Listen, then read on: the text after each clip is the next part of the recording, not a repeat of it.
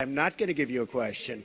You are fake news. U.S. President Donald Trump's administration's view of traditional news media as the opposition party and fake news is turning out to be the best hope in 2017 for news outlets struggling to attract more viewers and digital readers. There's reason for optimism among newspaper executives. The New York Times, which Trump has referred to as failing in his Twitter messages, said readership is up now more than ever. And the shift in the newsroom's energy? It's been dramatic. It feels like, news organizations have went through this period of like several years where we have to debate what the future looks like, what's our role in the digital age, and all of a sudden, after this election, it's just clear. It's clearer than it's ever been, possibly in my whole, 40 years as a journalist.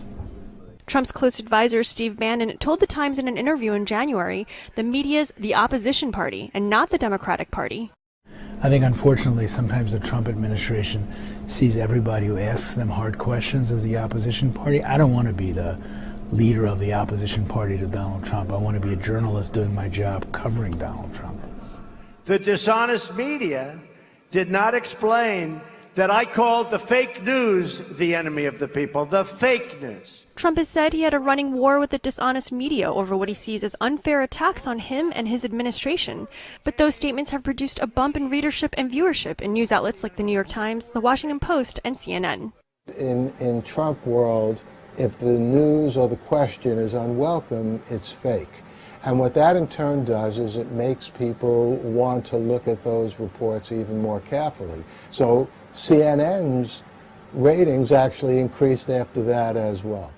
Gary Abernathy, publisher and editor of the Times-Gazette, one of only 6 newspapers across the country to endorse Trump when he was running for president, said anything Trump does or says is good for the media's ratings.